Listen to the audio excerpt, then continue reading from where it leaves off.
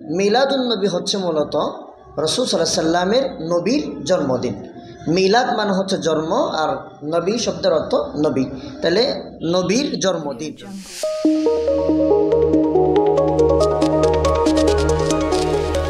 Satkania online media. আসসালামু আলাইকুম রাহমাতুল্লাহ।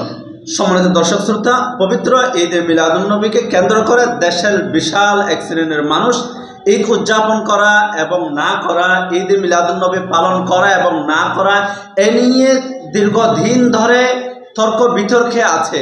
এ নিয়ে আমরা বিশিষ্ট ওয়াইএস, বিশেষ করে দক্ষিণ চট্টগ্রামের সারা জাগানো ধর্মীয় আলোচক হযরত মাওলানা কারি মুহসিন বিন রফিকের কাছে আমরা জিজ্ঞাসা করব ঈদে মিলাদুন্নবী কি ও কেন। এই বিষয়ে আমরা প্রথমে ওনার কাছে জিজ্ঞাসা করব যে হযরত ঈদে মিলাদুন্নবী কি ও কেন পালন করে আসলে। আলহামদুলিল্লাহ, আসসালাতু ওয়াসসালামু আলা রাসূলিল্লাহ ওয়া আলা আলিহি ওয়া আসহাবিহি আজমাইন। আপনার প্রথম প্রশ্নটা হচ্ছে মূলত ঈদ মিলাদুন্নবী কি।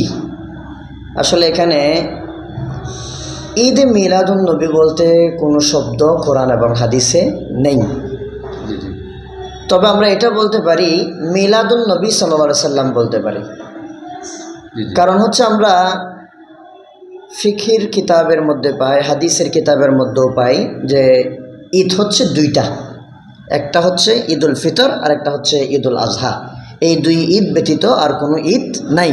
কারণ হচ্ছে দুনো ঈদের জন্য আল্লাহ তাআলা আজান এবং একামতবিহীন 2 রাকাত নামাজ দিয়েছেন, যেটা 6 তাকবীর বা 12 তাকবীর বিভিন্ন ইখতিলাফের সাথে বিভিন্ন মাযহাবে পড়া হয়। এইরকমভাবে আল্লাহ রাসূল সাল্লাল্লাহু আলাইহি সাল্লাম আমাদেরকে জানিয়ে দিয়েছেন যে ঈদ দুইটা। তো এখন প্রশ্নটা হবে মিলাদুন্নবী কি। আমরা ঈদটা একটু রেখে দিলাম। মিলাদুন্নবী জিনিসটা কি? মিলাদুন্নবী হচ্ছে মূলত রাসূল সাল্লাল্লাহু আলাইহি সাল্লামের নবীর জন্মদিন। মিলাদ মানে হচ্ছে জন্ম, আর নবী শব্দের অর্থ নবী, তাহলে নবীর জন্মদিন। এখন নবীর জন্মদিনের কথা যেহেতু আসবে, এখানে কথা আসবে রাসূল সাল্লাল্লাহু আলাইহি সাল্লাম কখন জন্মগ্রহণ করেছেন। রাসূলুল্লাহ সাল্লাল্লাহু আলাইহি সাল্লাম জন্মগ্রহণ করেছেন ইতিহাসবিদগণের মতে 570 বা 71 খ্রিস্টাব্দে আল্লাহ রসুল জন্মগ্রহণ করেছেন। মূলত দিনটা ছিল সোমবার দিন। হাদিসে আছে রাসূল সাল্লাম সোমবার দিনই জন্মগ্রহণ করেছেন, তিনি সোমবার দিনই ওফাত বরণ করেছেন, তার উপর কোরআন নাজিল হয়েছে সোমবার দিন, তিনি হিজরত করেছেন সোমবার দিন, মদিনায় পৌঁছেছেন সোমবার দিন, এবং তিনি ওফাত বরণ করেছেনও সোমবার দিন। তাহলে রাসূল সাল্লামের বিশাল জীবন জুড়ে আমরা সোমবারটা পাই। রাসূল সাল্লাম 570 বা 71 খ্রিস্টাব্দের সোমবার দিনেই জন্মগ্রহণ করেছেন রবিউল আউয়াল মাসে। এখন রবিউল আউয়াল মাসের কোন তারিখে জন্মগ্রহণ করেছেন এটা নিয়েও ঐতিহাসিকগণের মধ্যে বিভিন্ন মতপার্থক্য পাওয়া যায়। তার মধ্যে 2টা তারিখ সবচেয়ে বেশি গ্রহণযোগ্য, একটা হচ্ছে 9 রবিউল আউয়াল আর একটা হচ্ছে 12 রবিউল আউয়াল। তো মূলত জ্যোতির্বিদে যারা খুব বেশি পাণ্ডিত্য অর্জন করেছেন তাদের মধ্যে একজন হচ্ছেন মিশরের জ্যোতির্বিজ্ঞানী, ওনার নাম হচ্ছে মাহমুদ পাশা। উনি তার কিতাবের মধ্যে উল্লেখ করেছেন যে আমি চিন্তা করে গবেষণা করে পেলাম রাসূল সাল্লাল্লাহু আলাইহি সাল্লাম তিনি জন্মগ্রহণ করেছেন 9 রবিউল আউয়াল।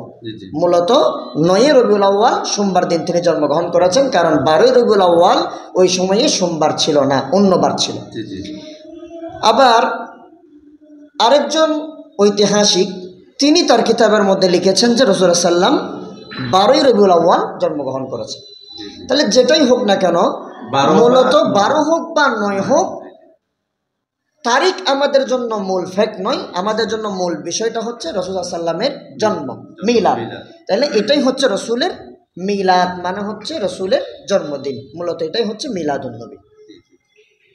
তো এখানে আমাদের এক শ্রেণীর মুসলমান যে দাবি করে যে আমরা মিলাদুন্নবী মানি না, যারা পালন করে বা উদযাপন করে তাদের বিষয়ে একটি আক্রোশ তারা প্রদর্শন করে। এই যে বিষয়টা, যেটা নিয়ে দীর্ঘদিন ধরে মানুষের মাঝে ঐক্যের একটা ফাটল সৃষ্টি হচ্ছে, এই যে বিষয়টা যে আমরা মিলাদুন্নবী মানি না, এক শ্রেণীর বলে যে আমরা মানি, তো মানি না এবং মানি, এটার ব্যাপারে যদি ব্যাখ্যা দিতেন। এখানে মূলত বিষয়টা হচ্ছে মিলাদুন্নবী মানে না এমন কোনো মুসলমান পৃথিবীতে নাই। কারণ হচ্ছে মিলাদুন্নবী মানে হচ্ছে রসুলের জন্ম। এখন আমি যদি আপনাকে প্রশ্ন করি আপনি রসুলের জন্ম মানেন কিনা, অবশ্যই আপনি উত্তর দিবেন জন্ম মানি। আমাকে জিজ্ঞেস করলে আমিও বলবো আমি রসুলের জন্ম মানি। এমনকি একজন বিধর্মীকেও যদি আপনি এখন যাইয়া জিজ্ঞেস করেন যে রসুলের জন্ম, মোহাম্মদের জন্ম আপনারা মানেন কিনা, ওনারাও বলবে যে অবশ্যই মোহাম্মদের জন্ম আমরা মানি। তাহলে মিলাদুন্নবী অস্বীকার করে এমন কোনো ব্যক্তি পৃথিবীতে নাই, রসুলের জন্মদিন অস্বীকার করে এমন কেউ নাই। কারণ সেই সময়ে মক্কার বড় বড় কাফেররা পর্যন্ত রসুলের জন্মে খুশি হয়ে গিয়েছিল। তাহলে এটা বোঝা যাচ্ছে যে রসুলের জন্মদিন মিলাদুন্নবী অস্বীকার করে এমন কেউ নাই। আর যদি মুসলমান হওয়ার পরেও মিলাদুন্নবীকে অস্বীকার করে তাহলে সে তো ইমানদারি না। এখানে মুসলমানের প্রশ্ন আছে। রসুলের জন্ম এটা হচ্ছে মিলাদ, আর রসুলের জীবনী এটা হচ্ছে সিরাত। এখন আমাদেরকে বুঝতে হবে কোনটা কিভাবে আমরা গ্রহণ করব। মিলাদুন্নবীটা আমরা মেনে নিব, বিশ্বাস করব, আর সিরাতুন্নবীটা আমরা পালন করব, আমাদের জীবনে বাস্তবায়ন করব। এখানে মিলাদুন্নবী মানি না বলার কোনো প্রশ্নই ওঠে না। হ্যাঁ, কারণ এটা নিয়ে ঈমানের একটা সম্পর্ক। কারণ যদি অবশ্যই বুঝতে পেরেছেন, আমাদেরকে হযরত বলেছেন মিলাদুন্নবী মানি না এমন কোন শব্দ মুসলমান বলতেই পারে না। মিলাদুন্নবী হয়েছে বিদায় তো আমরা উম্মত হয়েছি, সিরাতুন্নবী পেয়েছি। মিলাদুন্নবী হয়েছে সেজন্য আমরা সিরাতুন্নবী পেয়েছি। রসুলের জন্ম হয়েছে সেজন্য আমরা রসুল পেয়েছি। তাহলে এখন রসুলের জন্মকেই যদি আমি অস্বীকার করি তাহলে আমি তো পুরা রসুলের জীবনীটাকে অস্বীকার করলাম। এজন্য মিলাদুন্নবী মানি বা মানি না এ ব্যাপারে কোনো প্রশ্ন উত্থাপিত হতে পারে না। এখন ওনারা যে প্রশ্নটা, আরেকটা বিষয় হচ্ছে যে পুরো এশিয়া মহাদেশ বলেন, বিশেষ করে আমাদের বাংলাদেশে, যে পাকিস্তান, ভারত, বাংলাদেশের সবচেয়ে বেশি একটি বিশাল শ্রেণীর মানুষ যে মুসলমানরা ঈদ উদযাপন করে থাকেন। জশ্নে জুলুস, ঈদ মিলাদুন্নবী, বড় র্যালি, হ্যাপি বার্থডে ইয়া মোহাম্মদ, এভাবে বিশাল একটি শোডাউন যে তারা প্রদর্শন করে থাকেন। চট্টগ্রামও আমরা দেখেছি। এই বিষয়ে যদি বলতেন, তারা যেটা পালন করে সেটা শরীয়ত সম্মত নাকি ইসলাম সম্মত নয়? জি, অনেক সুন্দর একটা প্রশ্ন করেছেন। আমি প্রথমেই বলেছি কি, মিলাদুন্নবী এবং সিরাতুন্নবী এই দুই মেরুর বিষয়। মিলাদুন্নবী বিষয়টা হচ্ছে বিশ্বাসের বিষয়, আর সিরাতুন্নবী হচ্ছে পালন করার বিষয়, বাস্তবায়ন করার বিষয়। সিরাত আমাদের জন্য পালনীয়। এখন দেখেন, এখানে মূলত কথা হচ্ছে যে ওনারা যেভাবে পালন করে আমরা সেভাবে পালন করছি না। এখন ওনাদের পালনটা শরীয়ত সম্মত কিনা। আমি প্রথমেই আপনাকে একটা প্রশ্নের উত্তরে বলেছিলাম যে ওনারা ঈদে মিলাদুন্নবী পালন করে। এখন ঈদ মানে হচ্ছে খুশি, ওনারা রসুলের জন্মদিনকে খুশির দিন হিসাবে উদযাপন করে। তাহলে এখন এর ব্যাখ্যায় আমি আপনাকে বলেছি, ইসলামের মধ্যে কোরআন এবং সুন্নাহ যদি আমরা তালাশ করি, ফিকহের কিতাব যদি তালাশ করি, তাহলে ঈদ পাবো আমরা দুই ঈদ ছাড়া আর কোনো ঈদ নাই। রাসূল সাল্লাল্লাহু আলাইহি ওয়াসাল্লাম নিজের জন্মদিন যদি ঈদ হিসেবে ঘোষণা দিতেন তাহলে অবশ্যই তিনি ১৫০০ বছর আগে উম্মতের জন্য এই কাজটা তিনি করে যেতেন। কারণ রাসূল সাল্লাল্লাহু আলাইহি ওয়াসাল্লামের হাদিস বলা হয় ৩টা বিষয়কে। ১ নম্বর রসুলের কথা, ২ নম্বর রসুলের কাজ, ৩ নম্বর রসুলের মৌন সমর্থন। তাহলে রসুল নিজে বলে যান নাই যে আমার জন্মদিন তোমরা পালন করবা ঈদ হিসাবে, ১।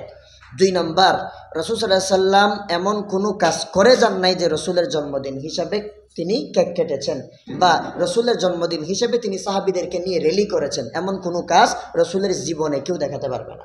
৩, সাহাবায়ে কেরাম রসুলের সামনে রসুলের জন্মদিন পালন করার জন্য আনন্দ উল্লাস করেছে, মিছিল করেছে, জশ্নে জুলুস করেছে, এমন কাজ করেছে রসুল তাদেরকে চুপ থেকে সমর্থন করেছেন, এমন কোনো দলিল ইসলামের ইতিহাসে কেউ দেখাতে পারবে না। এখন ওনারা এটা কি জন্য করছে, ওনাদের দলিল কি? ওনাদের দলিল হচ্ছে ওনারা কোরআন শরীফ থেকে একটি আয়াত দিয়ে দলিল দেন যে কুল বিফাদলিল্লাহি ওয়া বিরহমাতিহি ফাবিযালিকা ফালইফরাহু হুয়া খায়রুম মিম্মা ইয়াজমাউন। এই আয়াতের ব্যাখ্যায় ওনারা বলেন যে রসুলের কথা বলা হয়েছে, এখানে রসুলের আগমনের কথা বলা হয়েছে, রসুলকে পেয়ে খুশি হতে আল্লাহ তাআলা বলেছেন যে এটা খুব উত্তম একটা কাজ। কিন্তু এখানে ওনারা একটা ভুল মেসেজ জাতির কাছে দেন। হ্যাঁ, এখানে ফদল এবং রহমত দ্বারা উদ্দেশ্য কি? তাফসীরের কিতাব যদি আপনি খুলেন তাহলে সেখানে পাবেন যে ফদল এবং রহমত দ্বারা উদ্দেশ্য হলো ইসলাম এবং কোরআন। তাহলে আল্লাহ তাআলা রসুলকে জানিয়ে দিয়েছেন, হে নবী, আমি আপনাকে পৃথিবীতে প্রেরণ করেছি, আপনাকে বিশাল দুইটা নিয়ামত দিয়েছি। এক নম্বর হচ্ছে ইসলাম, দুই নম্বর হচ্ছে কোরআন। ইসলাম সর্বশ্রেষ্ঠ ধর্ম, যেই ধর্ম ছাড়া আল্লাহর কাছে আর কোনো ধর্ম গ্রহণযোগ্য হবে না। কোরআন সর্বশ্রেষ্ঠ কিতাব, যেটার ব্যাপারে বলা হয়েছে যে কালামুল্লাহ, এটা আল্লাহ তাআলার বাণী, আল্লাহ তাআলার কিতাব নয় শুধু, এটা আল্লাহ তাআলার বাণী। এটা এমন কিতাব যার পর আর কোনো কিতাব এই পৃথিবীতে আসবে না। তাহলে এমন শ্রেষ্ঠ দুইটা জিনিস আমি আপনার মাধ্যমে আমার বান্দাদেরকে দিলাম, তারা যেন এই দুইটা নিয়ামত পেয়ে খুশি হয়, এই কথাটা বলা হয়েছে এখানে তাফসীরের মধ্যে। তাহলে এখন ওনারা বলতেছেন যে না, এখানে রসুলের জন্য আগমনের মাস হিসেবে আল্লাহ তাআলা খুশি হতে বলেছেন, আনন্দ উদযাপন করার জন্য বলেছেন। মূলত এটা ভুল মেসেজ। তাহলে এখন আল্লাহ রাসূল সাল্লাল্লাহু আলাইহি ওয়াসাল্লাম যেহেতু এইভাবে কোনো মিলাদুন্নবী উদযাপন করেন নাই, হ্যাপি বার্থডে টু ইউ বলে নিজের জীবনে সাহাবায়ে কেরামের আমলে এরকম কেক কাটা হয় নাই, এরকমভাবে মিছিল আকারে জশ্নে জুলুস করা হয় নাই, তাহলে তাদের এটা শরীয়ত সম্মত নয়। এখন বলবেন যে শরীয়ত সম্মত যদি না হয়, তাহলে ওনাদের এত বড় বড় উলামায়ে কেরাম, ওনাদের বিশাল এক জনগোষ্ঠী, তারা আলেম হাফেজ, বড় বড় মুহাদ্দিস মুফাসসির আছে, ওনারা কি ভুল করতেছেন? আমি বলবো, ওনারা যদি না বুঝে বা বুঝার পরও ভুল করে থাকেন, তাহলে সেটা আমাদের কিছু করার নাই। যেমনিভাবে আরবের লোকেরাও বুঝার পরও ভুল করেছিল, যখন তাদেরকে বলা হয়েছিল তোমরা কেন এটা করতেছো, এটা তো যে হারাম তোমরা তো জানো, এরপরও এটা বাদ দিচ্ছ না কেন, তখন তারা বলছিল আমরা আমাদের বাপদাদা 14 গোষ্ঠীকে পাইছি এইরকমভাবে, আমরাও এইরকমভাবে। এখানে একটি কথা উল্লেখ করতে, সেটি হচ্ছে তাদের পক্ষ থেকে একটি ঘোষণা আসলো যে ইয়া রাসূলুল্লাহ, আপনার জন্মদিনে যদি আমরা খুশি না হই উম্মররা, তো ওয়াহাবিরা বলে যে আমরা খুশি না, কার জন্মদিন আমরা খুশি হব? এবং আবেগময় একটা কথা ওরা ছড়িয়ে দিচ্ছে তাদেরকে, যে একটা আবেগ স্ট্যাটাসের মাধ্যমে যে ইয়া রাসূলুল্লাহ, আপনার জন্মদিনে আমরা খুশি না হই, কারা খুশি হবে? হ্যাঁ, এখানে এখানে এই যে ব্যাখ্যাটা, সেটা হচ্ছে মূলত আমি একটা বিষয় আপনাদেরকে ক্লিয়ার করি, সেটা হচ্ছে বাংলাদেশের মানুষ যতটুকু না ধর্মীয় জ্ঞান আছে, তার চাইতে বেশি ধর্মীয় আবেগ আছে বাংলাদেশের মানুষ। যেমন বাংলাদেশে বিভিন্ন জায়গায় ভণ্ডপীর আছে, এই ভণ্ডপীরগুলা ওনারা মুসলমানদের আবেগ নিয়ে খেলে মুসলমানদের সাথে প্রতারণা করতেছে। আমি যেটা বলতে যাচ্ছি সেটা হচ্ছে ওনাদের বেশি ধর্মীয় আবেগটা বেশি।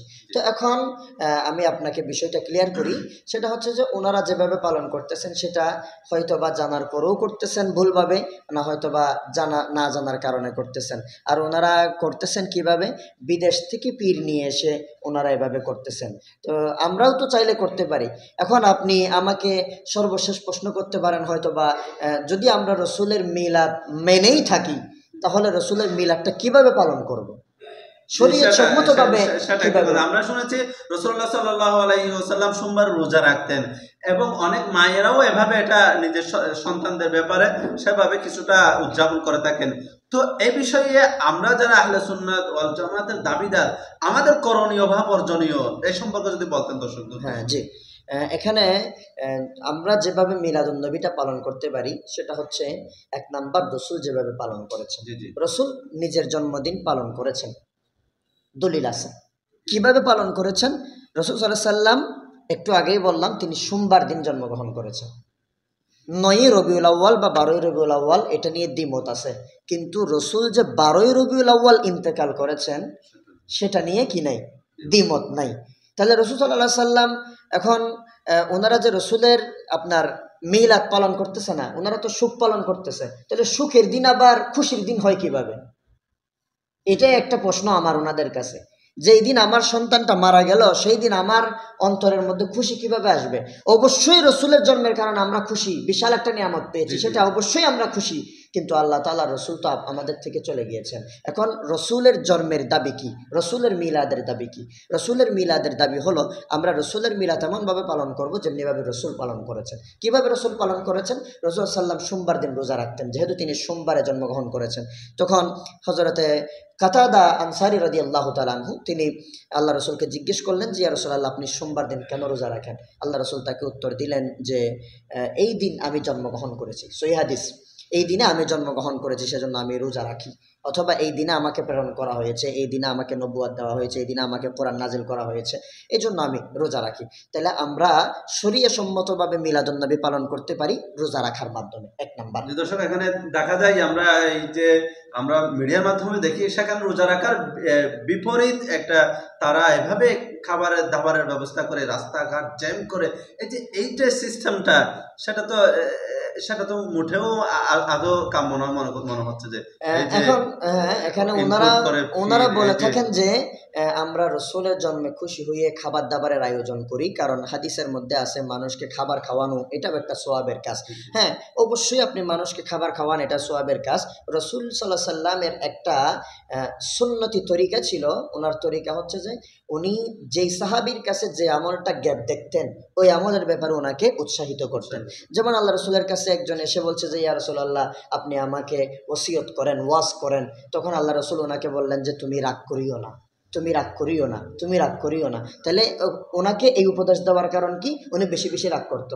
আর একজন আসছে, ইয়া রাসূলুল্লাহ আপনি আমাকে একটা উপদেশ দেন। তখন আল্লাহ রসুল বললেন তুমি বেশি বেশি সালাম দাও। তাহলে ওনার কাছে সালাম না দেওয়ার প্রচলনটা বেশি ছিল। আর একজন আসছে বলছে ইয়া রাসূলুল্লাহ আপনি আমাকে উপদেশ দেন। আল্লাহ রসুল বললেন তুমি মানুষকে বেশি বেশি খাওয়াও। তাহলে উনি মানুষকে খাওয়াতো না। আর একজন আসছে, রাসূলুল্লাহ আপনি আমাকে উপদেশ দেন। আল্লাহ রসুল বলছেন তুমি বেশি বেশি দান সদকা করো। এইরকমভাবে আল্লাহ রসুল উপদেশ দিতেন। তো একটা হাদিসের মধ্যে আছে, এক সাহাবী এসে আল্লাহ রসুলকে বললেন যে ইসলামের মধ্যে কোন কাজটি উত্তম? আইয়ুল ইসলামে খাইর?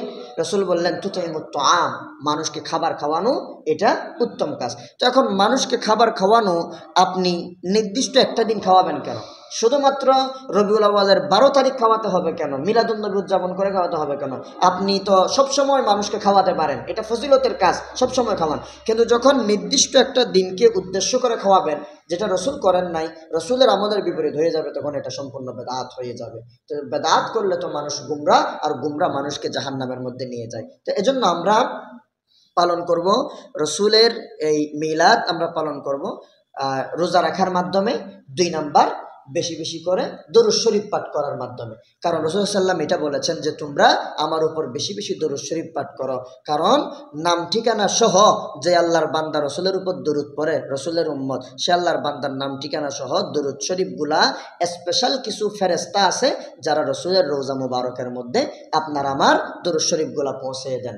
আর হাদিস শরীফের মধ্যে আছে একবার দরুদ শরীফ পড়লে 10টা রহমত, 10টা গুনাহ মাফ, 10টা মর্যাদা বুলন্দ করে দেন আল্লাহ তাআলা। এত এত এত এত নিয়ামত দিয়েছেন। আর আল্লাহ রসুল হাদিসের মধ্যে ডাইরেক্ট ঘোষণা করে দিয়েছেন, আমরা তো বলি যে টাকা খরচ করে না সেই কৃপণ, হ্যাঁ এরকম। আল্লাহ রসুল বলেছেন না, যে ব্যক্তি আমার নাম শোনার পরে সাল্লাল্লাহু আলাইহি সাল্লাম পড়ে না, দরুদ শরীফ পড়ে না, সেই ব্যক্তি সবচাইতে বড় কৃপণ। তো আমরা দরুদ শরীফ পাঠ করব, রোজা রাখবো, এবং সর্বোত্তম কাজ হলো রাসূল সাল্লাল্লাহু আলাইহি সাল্লাম নিজের জীবনটাকে যেভাবে সাজিয়েছেন আমরাও আমাদের জীবনটা সেইভাবে সাজাবো। এটাই হচ্ছে মূলত মিলাদুন্নবীর মূল বিষয়। এখন আমাদের কথা হচ্ছে মিলাদুন্নবী আমরা মানি, মিলাদুন্নবী আমরা বিশ্বাস করি, সিরাতুন্নবী আমরা আমাদের জীবনে পালন করি। আর মিলাদুন্নবী রসুল যেভাবে করেছেন রোজা রাখার মাধ্যমে, বেশি বেশি তাসবিহ তাহলিল করার মাধ্যমে, রসুলের উপর দরুদ শরীফ পাঠ করার মাধ্যমে, সর্বোপরি রসুল সাল্লাল্লাহু আলাইহি সাল্লামের আদর্শ আমাদের জীবনে বাস্তবায়ন করার মাধ্যমেই মূলত আমরা মিলাদুন্নবীটা পালন করব। এখানেই আমাদের জন্য কল্যাণ রয়েছে বলে আমি মনে করি। দর্শক, অসংখ্য ধন্যবাদ জানাচ্ছি। আমরা দেখতে দেখতে একদম শেষ পর্যায়ে চলে আসলাম। আমরা আসলে আজকে মূল আলোচনা হচ্ছে রাসূল সাল্লাল্লাহু আলাইহি ওয়াসাল্লামের মিলাদ, এটা কি, মিলাদুন্নবী কি এবং মানুষ কেন পালন করে। এক শ্রেণীর মানুষ মিলাদুন্নবী পালন করে না বলে এই যে বিভ্রান্ত ছড়ায় কেন, এরও সুন্দর ব্যাখ্যা দিয়েছেন হযরত। এবং আমরা আমাদের উচিত কিভাবে আমরা মিলাদুন্নবী পালন করতে পারি। যে বিশাল একটি মানুষ যে ঈদ মিলাদুন্নবী পালন করবে, এই যে সহিহ আকীদার বাহিরে গিয়ে, সেটা তাদেরকেও তারাও তো মানুষ, তাদেরকেও আমাদেরকে দাওয়াতের মাধ্যমে, বিভিন্ন সিস্টেমের মাধ্যমে আনতে হবে, বোঝাতে হবে, এবং তারা আবেগ এখানে কাজ করবে সেটা কোনো বিষয় নয়। যে ঈদ মিলাদুন্নবী আদৌকে কোরআন হাদিস, কোরআন এবং সহিহ সুন্নাহ অনুযায়ী কি আদৌকে বৈধ, এভাবে তারা যেভাবে পালন করে সেভাবে কি আদৌকে সঠিক হচ্ছে কিনা সেটাও একটু দেখতে হবে।